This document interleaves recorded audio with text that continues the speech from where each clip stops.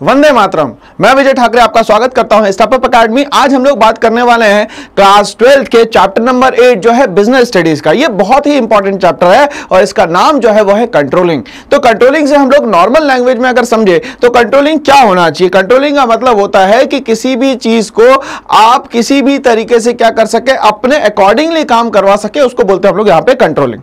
But यहाँ business में अगर कंट्रोलिंग की बात करें तो कंट्रोलिंग क्या करना है भैया, कंट्रोलिंग यहाँ पे लोगों की करनी है। तो कंट्रोलिंग लोगों की आप लोग कैसे करेंगे, तो उसके लिए क्या करना पड़ेगा, उसके लिए आपके पास कुछ टैक्टिक्स होनी चाहिए, आपके पास कुछ ऐसे तरीके होने चाहिए जिससे वो बंदा काम भी करे और उसको डर भी रहे हमेशा कि अगर मान लेते हैं मैंने ये प्रॉपर्ली काम नहीं किया, चैनलाइज काम नहीं करा, तो फिर क्या हो सकता है मेरी प्रमोशन रुक जाए, हो सकता है मेरा इंक्रीमेंट रुक जाए, हो सकता है मेरी जो वेजेस आ रही है वो कम हो जाए। तो इस तरीके से जो सारे डिडक्शंस है उसके दिमाग में जो डर बैठे हुए हैं, ये सब पार्ट है कहां के, कंट्रोलिंग के। तो आइए हम लोग स्टार्ट करते हैं चैप्टर नंबर 8 जिसका नाम है कंट्रोलिंग। चलिए आगे बढ़ेंगे भैया हम लोग कंट्रोलिंग के। व्हाट इज कंट्रोलिंग, होती क्या है कंट्रोलिंग, पहले हम लोग इसकी बात करेंगे। Controlling consist of verifying whether everything occurs in conformities with the plans adopted, instructions issued and principle established. ये बोल रहा है कि कंट्रोलिंग का मतलब ये होता है कि हम लोगों ने जैसे भी डायरेक्शंस दिए थे, जैसी भी बात बोली थी, जैसे भी इंस्ट्रक्शंस दिए थे, क्या ये सारे काम एज इट इज वैसे ही हो रहे हैं जैसे हम लोगों ने उसको at the time of joining उसको बोला था कि भाई साहब आपको ऐसे ऐसे सारे काम करने पड़ेंगे यहां पे, ठीक है। तो इसमें बोलता है वो सारी चीजें, मतलब everything occurs in conformities with the plans adopted, instructions issued and the principles established। ऐसा तो नहीं है कि रूल कुछ और बनाया गया है, काम कुछ और गलत तरीके से हो रहा है यहां पे।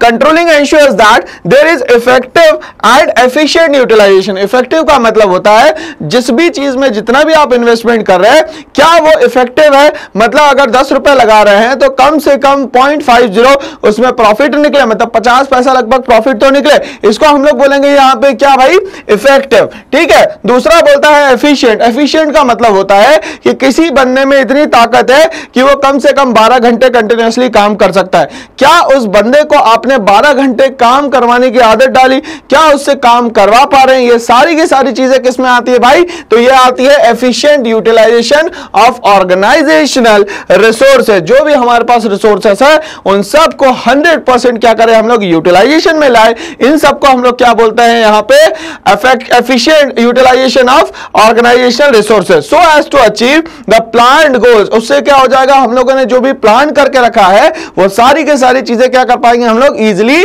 अचीव कर पाएंगे यहां पे। अब आगे क्या बोलता है इसमें भाई, प्लान जो किया वो सारी की सारी चीजें हम लोग क्या चाहते हैं कि बहुत ही लिमिटेड समय में क्या हो जाए, अचीव हो जाए। Controlling measures the deviation of actual performance from the standard performance. अब कंट्रोलिंग ये भी बताता है कि आपकी जो एक्चुअल परफॉर्मेंस है, फॉर एग्जांपल किसी कंपनी ने कहा कि भैया मैं 1000 मेट्रिक टन प्रोडक्शन करूंगा और स्टैंडर्ड जो बनाया गया है वो बनाया गया था फॉर एग्जांपल 990 मिलियन टन। अब इसके बीच में डिफरेंस कितने का है, 10 का, मतलब कि उसने सही काम किया, जितनी भी उसके पास रिसोर्सेस थी उसको पॉजिटिवली इनपुट करा और उसके पास जो आउटपुट आया वो more than the standard criteria आया। जो उसने स्टैंडर्ड क्राइटेरिया बनाया था उससे यहां पे ज्यादा क्या होता है, आउटपुट आता है। तो एक्चुअल क्या हो गया, ज्यादा हो गया, और स्टैंडर्ड क्या हो गया यहां पे, कम हो गया। तो इसी को हम लोग बोलते हैं achievement of the business. Okay, from the standard performance discovers the causes of such deviation and helps in taking corrective actions. अगर मान लेते हैं कि ऐसा नहीं हो पाता है कि जितना उसने सोचा है उससे ज्यादा वो अचीव नहीं कर पाता या उतना भी अचीव नहीं कर पाता, तो फिर क्या करना पड़ेगा, उसको कुछ ऐसे मेजर्स बनाने पड़ेंगे जिससे कि वो सारी जो प्रॉब्लम्स है उसको सॉल्व करके आगे बढ़ सके। तो ये सारी के सारी चीजें किस में आती है भाई, तो ये आती है सारी के सारी चीजें कंट्रोलिंग में। अब हम लोग बात करेंगे यहां पे डेफिनेशन की। जो कंट्रोलिंग होती है उसकी डेफिनेशन क्या होती है, तो एग्जाम में लिखना क्या हम लोगों को, ये समझे हम लोग पहले। According to Bridge, controlling is a systematic exercise. ये बोलता है कंट्रोलिंग एक सिस्टमैटिक एक्सरसाइज है। ऐसा नहीं है कि भैया एकदम आपने यहां नंबरिंग दी है 1 2 3 4 5 और आप स्टार्ट कर रहे हैं 3 से, फिर जा रहे हैं 5 पे, फिर जा रहे हैं 2 पे, अगर मान लेते हैं इस तरीके से अनसिस्टमैटिक वे में करेंगे तो इसको हम लोग कंट्रोलिंग नहीं बोल सकते। तो कंट्रोलिंग का मतलब होता है किसी भी चीज को हमेशा एक सिस्टमैटिक मैनर में लेके चलना कहलाती है यहां पे controlling. Okay, which is called as the process of checking actual performance. Controlling actual में क्या करता है भैया, आपकी जो भी एक्चुअल में परफॉर्मेंस, भाई दिखा कितना रहे हो और काम कितना कर रहे हो, इसमें जमीन आसमान का अंतर होता है। एक बंदा है जो दिन भर घूम रहा है, यहां वहां ये वो कर रहा है, बट जब हम लोग आउटपुट की बात करते तो आउटपुट परसेंटेज जो है वो है 0। तो ऐसा नहीं होता, यहां पे एक्चुअल परफॉर्मेंस की बात हो रही है कि आपने दिखाया तो बहुत ज्यादा कि 12 घंटे काम करते हैं, मगर वो इफेक्टिव कितना है, वो 0% है, तो उस काम को यहां पे एनालाइज नहीं किया जाएगा। ओके, तो ये बोलता है कि एक ऐसा प्रोसेस जहां पे एक्चुअल परफॉर्मेंस चेक होने वाली है अगेंस्ट द स्टैंडर्ड और plan with a view to ensure adequate progress and also recording such experience as is gained as contribution to possible future needs। अब यहां पे जितने भी आपने सोच के रखी है चीजें वो सारी कंट्रोलिंग से पॉसिबल है कि आपने जो प्लान किया था और एक्चुअल में कितना होना चाहिए, इसके बीच में क्या डिफरेंस आ रहा है। एक स्टैंडर्ड सेट कर दो, जैसे फॉर एग्जांपल अगर मान लेते हैं किसी कंपनी ने टाइम सेट कर लिया कि भाई 9:45 AM पे आपको डॉट आके यहां पे क्या करना है भाई साहब, पंच करना है। तो ये टाइम हो गया फिक्स कि 9:45 AM पे आपको पंच करना है। अब कंपनी लीव कब करना है सर, तो 7:45 PM पे आपको ये कंपनी लीव करनी है। मतलब इसके बीच में आप कहीं भी जा रहे हैं तो वो आपके इफेक्टिवनेस में नहीं आएगा। मतलब आप यहां कहीं ना कहीं टाइम को सिर्फ काट रहे हैं, कंपनी का उससे कोई भी फायदा नहीं है। तो ये 9:45 से 7:45 जो है ये इनके वर्किंग आवर्स है और ये वर्किंग आवर्स में आपको प्रॉपरली उतने एफिशिएंटली सारा काम करना होगा। दूसरा, अब कंपनी चाहे तो हर एक बंदे को एक काम कर सकती है कि वो टारगेट्स दे दे, है ना। तो अब टारगेट दे देगी तो क्या होगा भैया, जैसे ही वो एंटर करेगा 9:45 से लेके 10:45 तक एक मीटिंग होगी, सबके टारगेट डिसाइड होंगे और यहां पे फिर से एक मीटिंग होगी जो कि 6:45 से 7:45 तक की होगी। तो इन्हें जो भी अचीव किया है वो आज ही क्या हो जाएगा, रिजल्ट ओरिएंटेड अप्रोच हो जाएगा, कल की कुछ और अप्रोच रहेगी। तो ये कंट्रोलिंग सिखाता है कि आपको टाइम मैनेजमेंट कैसे करना है, समय का सदुपयोग कैसे करना है। अगर समय का सदुपयोग नहीं करेंगे तो नेक्स्ट डे हो जाएगा, मतलब कि वो पुराना जो दिन है वापस नहीं आएगा। ऐसी गलती अगर कंटिन्यूअसली हम लोग करेंगे तो कंपनी क्या हो जाएगी, डूब जाएगी भाई। ओके, अब हम लोग बात करते हैं कंट्रोलिंग की इंपॉर्टेंस क्या है, क्यों जरूरी है कंट्रोलिंग। सबसे पहला point, accomplishing organisational goals. Controlling इसलिए जरूरी है कि जो भी कंपनी ने अपने जो भी गोल्स सेट करके रखे वो भी लिमिटेड टाइम में क्या करना है, अचीव करना है। अगर मान लेते हैं अनलिमिटेड टाइम दे दिया गया तो वहां की एफिशिएंसी जो एम्प्लॉइज की है वो धीरे धीरे करके क्या होने लग जाएगी भाई, कम होने लग जाएगी। इसीलिए यहां पे बोला जाता है अकम्प्लिशिंग ऑर्गेनाइजेशनल गोल। तो गोल सेट करना यहां पे बहुत ज्यादा जरूरी है। दूसरा बोलता है जजिंग एक्यूरेसी ऑफ स्टैंडर्ड। तो जो स्टैंडर्ड बढ़ाया गया है या तो धीरे धीरे करके इसको बढ़ाया जाए। जैसे फॉर एग्जांपल कंपनी ने 2022 में 1000 मिलियन टन का भाई मान लेते हैं कि एक स्टैंडर्ड बनाया। अब ये 2024 में भी क्या 1000 रहेगा, नहीं, इसको हम लोग बढ़ा के कर देते हैं 1200 मिलियन टन। ठीक है, तो इस तरीके से जब आप स्टैंडर्ड बढ़ाते हैं तो लोगों को अपनी एफिशिएंसी और बढ़ानी पड़ती है। मतलब फ्यूचर ग्रोथ के लिए आपको जो गोल रखने पड़ेंगे वो भी बहुत ज्यादा हैवी रखने पड़ेंगे। आगे बात करेंगे making efficient use of resources. Minimum input होना चाहिए और मैक्सिमम आउटपुट होना चाहिए। इसको हम लोग यहां पे बोल सकते हैं ऑप्टिमम यूटिलाइजेशन ऑफ रिसोर्सेज। मतलब हमारे यहां चीजों का वेस्टेज नहीं होना चाहिए। वैसे ही तो हमारे यहां पॉपुलेशन ज्यादा है, रिसोर्सेज कम है, अगर उसको भी एफिशिएंटली यूज नहीं करेंगे तो क्या हो जाएगा, टाइम, मनी, लेबर सब कुछ क्या हो जाएगा, यहां पे वेस्ट हो जाएगा। इसीलिए हम लोगों को ये सब प्रॉब्लम से यहां पे बचना है। Improving employee motivation. ठीक है, एम्प्लॉय को मोटिवेशन देने के लिए अलग अलग सिस्टम्स का यूज करें। देखिए अब यहां पे चाहे तो हम लोग मॉनेटरी मोटिवेशनल दे सकते हैं या तो उसको मेंटल मोटिवेशन दे सकते हैं। मेंटल मोटिवेशन में ये समझाएंगे कि देखिए आगे चल के आपकी ग्रोथ होगी, आपकी फैमिली, आपकी जो रिस्पॉन्सिबिलिटी, आपकी जो लायबिलिटी है वो भी बढ़ेगी, बट आपका अगर परफॉर्मेंस डाउन हो गया तो यहां पे क्या हो जाएगा, आपको पैसा कम मिलेगा, फिर धीरे धीरे क्या करके आप परेशान होने लगेंगे छोटी छोटी चीजों के लिए। अब इसी तरीके से हम लोग क्या करते हैं, उसको दूसरा मोटिवेशन देते हैं जिसको हम लोग बोलते हैं मॉनेटरी मोटिवेशन, जिसमें हम लोग क्या दे सकते हैं उसको भाई, उसको बोनस दे सकते हैं, और क्या कर सकते हैं, उसको कुछ गिफ्ट वाउचर्स दे सकते हैं। ये सारी चीजें क्या करती है भैया, इंप्रूविंग एम्प्लॉय मोटिवेशन का क्या है, ये सारा का सारा पार्ट है। आगे बढ़ते हैं हम लोग इंपॉर्टेंस में, इंश्योरिंग ऑर्डर एंड डिसिप्लिन। अब हमें ये एक चीज पता होना चाहिए कि हमेशा कंपनी में क्या होता है भैया, प्रोटोकॉल सिस्टम चलता है, ए बी सी और मान लेते हैं भाई साहब ये आखिरी हो गया डी। अब ये डी जो है वो सीधे ए से बात नहीं कर सकता। प्रोटोकॉल में क्या होता है कि ए सबसे बात कर सकता है, ए सबको बोल सकता है, जो कि यहां पे क्या कहलाएगा भाई साहब, ऑर्डर कहलाएगा। क्या कहलाएगा, ऑर्डर कहलाएगा यहां पे, ठीक है ना। अब ये ऑर्डर कहलाएगा यहां पे, बट अब यहां पे ये जब डी ए से बात करने जाएगा तो ये हमेशा किस फॉर्म में जाएगा, तो सर जी रिक्वेस्ट के फॉर्म में जाएगा। किस फॉर्म में जाएगा, यहां से रिक्वेस्ट के फॉर्म में जाएगा। तो यही बोल रहा है कि इंश्योरिंग ऑर्डर एंड डिसिप्लिन, अगर कंट्रोलिंग करनी है तो आपको ऑर्डर और जो डिसिप्लिन है उसको प्रॉपर्ली मेंटेन करना पड़ेगा, नहीं तो हमारा जो एम होगा कंपनी का वो प्रॉपर्ली टाइम पे अचीव नहीं हो पाएगा। फैसिलिटेटिंग कोऑर्डिनेशन इन एक्शन, ठीक है ना। अब हम लोग कोशिश करें कि हर एक सिस्टम में लोग बराबरी से काम करें, मतलब A is efficiently and B is efficiently and E is efficiently equal, मतलब तीनों ही एफिशिएंटली क्या है यहाँ पे, इक्वल है। तीनों ही प्रॉपर्ली क्या करेंगे, यहाँ पे काम करेंगे। इसी को यहाँ पे बोला जाता है facilitating coordination in the action. जो भी काम करेंगे एक दूसरे को कोऑर्डिनेट करके करेंगे। एस्टैब्लिशिंग स्टैंडर्ड, अब एस्टैब्लिशिंग स्टैंडर्ड क्यों भैया, स्टैंडर्ड इसलिए बनाना जरूरी है क्योंकि बाकी कंपनियों से आप क्या अलग करने वाले हैं, तो आप अपना एक स्टैंडर्ड सेट करेंगे, वो इंटरनल स्टैंडर्ड होगा। बट जैसे ही मान लेते हैं कि आपकी कंपनी टॉप मोस्ट कंपनी बन जाती है, फोर्ब्स मैगजीन में नंबर 1 आ जाती है, तो फिर क्या बताएंगे कि हमारी ये इंटरनल स्ट्रैटेजीज थी। बट आफ्टर विनिंग, मतलब जीतने के बाद अपनी स्ट्रैटेजीज बता, अगर हार जाते हो तो फिर यहां पे आप अपनी स्ट्रैटेजीज नहीं बता पाएंगे। चलिए हम लोग स्टार्ट करते हैं। Standard are yardstick against which actual result are measured and efficiency is determined। ये क्या बोलता है कि जो स्टैंडर्ड है वो एक यार्डस्टिक की तरह है, जो कि हमें क्या करता है, एक्चुअल रिजल्ट से क्या करता है, फेस करवाता है। मतलब अगर मान लेते हैं किसी कंट्री की आपको ग्रोथ देखनी है तो वो बोलेंगे ये रहा मिरर, अब आप देख लीजिए ये ग्राफ देखिए, ऊपर जा रहा है नीचे जा रहा है, तो आपको समझ में आ जाएगा, है ना। इसी तरीके से कंपनी में भी एक यार्डस्टिक रखना जरूरी है, जिससे आपको अपनी एक्चुअल परफॉर्मेंस जो है वो समय पे समझ में आ जाए। Standard are plans which tells us where we should be. अब ये स्टैंडर्ड अपने आप में क्या है, एक तरीके के प्लान्स होते हैं कि हम लोग आज कहां पे बैठे हुए हैं। स्टैंडर्ड्स में भी फिजिकल, फाइनेंशियल, क्वालिटेटिव और टेंजिबल। अब स्टैंडर्ड के लिए क्या क्या रख सकते हैं आप लोग भाई, तो पहला बोलता है फिजिकल स्टैंडर्ड हो सकता है,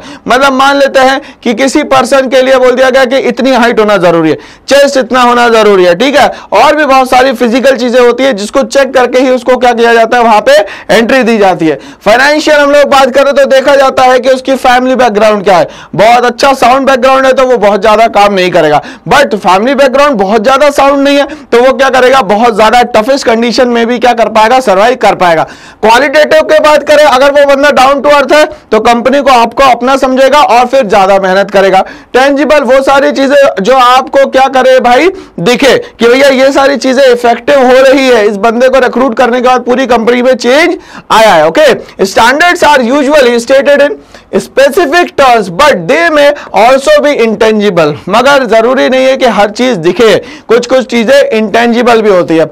जैसे like degree of moral goodwill, market image and public opinion and attitude. अब देखो बहुत सारी चीजें ऐसी होती है जो दिखती नहीं है बट मार्केट में बिकती है। जैसे फॉर एग्जांपल मैं बोलूं, एक बैट है, ठीक है, बैट के ऊपर लिखा हुआ भैया MRF, और उस MRF के ऊपर जो लिखा हुआ है, ये बैट मान लेते हैं इसको हम लोग MRF लिखा हुआ है, और मान लेते हैं सचिन तेंदुलकर जी इसके ब्रांड एम्बेसडर, तो जाहिर सी बात है MRF बोले तो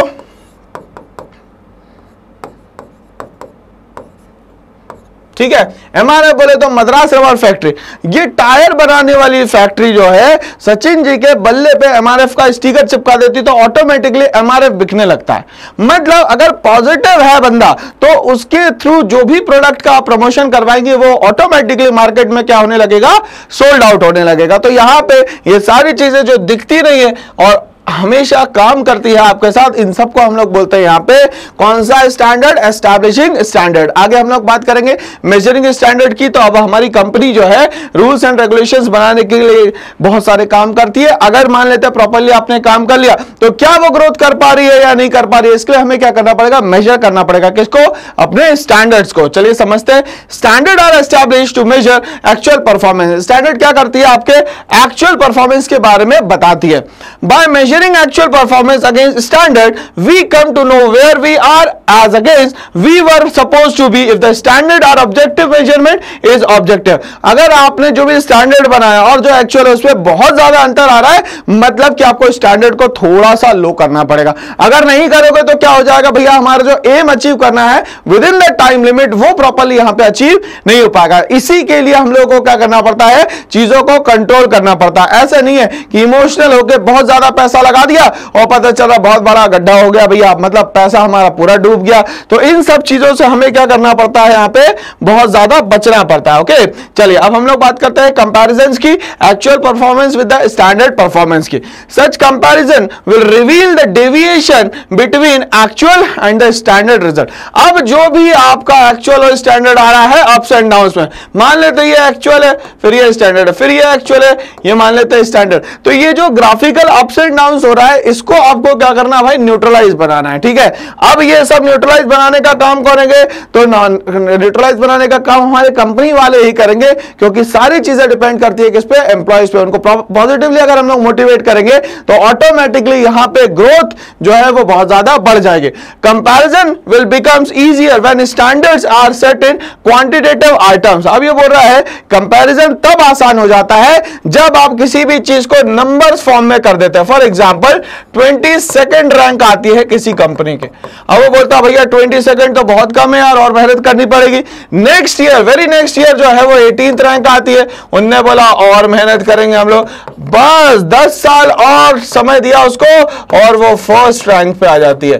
तो ये क्या है, कंटिन्यूअसली डेडिकेटेड होकर अगर कंपनी में काम किया जाता है तो ये यहां पे रैंक जो है कंटिन्यूअसली क्या हो जाती है, यहां पे अपग्रेड हो जाती है। तो एक्चुअल और स्टैंडर्ड के बीच में जब हम कंपैरिजन करते हैं तो जनरली कंपैरिजन जो है वो इन टर्म्स ऑफ नंबर होना चाहिए, जिससे कि कंपैरिजन करना भी आसान हो जाएगा और टारगेट अचीव करना भी क्या हो जाएगा, यहां पे आसान हो जाएगा। आगे बात करेंगे एनालाइजिंग डेविएशन। तो जो हम लोगों ने सोचा है, जो हमारा रोड मैप है, उससे हम लोग कितना चेंज हो रहा है, that is known as analysing deviation. Okay, चलिए, the negative difference between where we should have been and where we actually are is controlled. अगर मान लेते हैं हम लोग जो भी काम कर रहे हैं वो नेगेटिव पाथ पे जा रहा है तो हम लोग को वहीं पे स्टॉप लगा देना चाहिए, नहीं तो इसके बाद और ज्यादा क्या होने लगेगा, लॉसेस होने लगेंगे। इससे बचना है हमें। Deviation is corrected control should facilitate corrective action. अब ये डेविएशन को रोकने के लिए क्या करना पड़ेगा, आपको करेक्टिव मेजर्स को ऑप्ट यहां पे करना पड़ेगा। अब ये डेविएशन हो गया, अब क्या करें, तो भैया वहां से ओवरकम करने के लिए नई पॉलिसीज, नए प्लान्स भी बनाने चाहिए। ओके, तो ये ओवरकम करना बहुत ही ज्यादा इंपॉर्टेंट है। Taking corrective action, corrective action का मतलब होता है कंपनी में बहुत सारे समय क्या होता है कि लोग इमोशनल होकर डिसीजन ले लेते हैं, बट अगर हम लोग प्रैक्टिकल होकर डिसीजन लेंगे तो वो ज्यादा कंपनी के फेवर में रहेगा। इमोशनल होगा तो फिर इंसान क्या होगा, वो सोचेगा कि और पैसा डूब जाएगा तो मैं क्या करूंगा। तब ये सोचे वो कि रिस्क एक बार लेते हैं, उसके बाद हो सकता है ये कंपनी 3 गुना ज्यादा प्रॉफिट अचीव कर ले। तो यहां पे वही समझा रहा है, टेकिंग करेक्टिव एक्शन, जहां जरूरत है वहां पे सही एक्शन लेने की कोशिश करें। Corrective actions will be taken by the management, और ये करेक्टिव एक्शन लेगा कौन भाई, मैनेजमेंट। मैनेजमेंट में सबसे इंपॉर्टेंट पावर क्या है भैया, कंट्रोलिंग की, मतलब इसके बाहर कोई भी नहीं जा सकता। When the deviation go beyond the acceptable range, especially in the important areas, अगर important areas में deviation ज्यादा होता है तो कंट्रोलिंग डिपार्टमेंट क्या करता है, कंटिन्यूअसली उस पर क्रोप करने की कोशिश करता है, पकड़ने की कोशिश करता है कि ये लोग यहां से कहीं पे भी ना जाए। ओके, आगे बात करेंगे हम लोग लिमिट्स ऑफ द कंट्रोलिंग की क्या होती है। तो difficulty in setting quantitative standard, अब ये एक लिमिटेशन है कि भैया पॉजिटिवली हम लोग कुछ नंबर्स तो रख रहे हैं मगर कितना रखना चाहिए। जैसे फॉर एग्जांपल अभी किसी कंपनी की 22nd रैंक आती है, अब वो सोच रहे कि 2nd रैंक आ जाए एकदम से, तो ये पॉसिबल नहीं। तो ये यहां पे एक लिमिट है कि क्वांटिटेटिव स्टैंडर्ड कितना रखना चाहिए चाहिए जो कि अचीवेबल हो। इमेजिनरी कंडीशन में अगर आप रैंकिंग रख लेंगे तो उसको अचीव करना बहुत ही डिफिकल्ट हो जाएगा।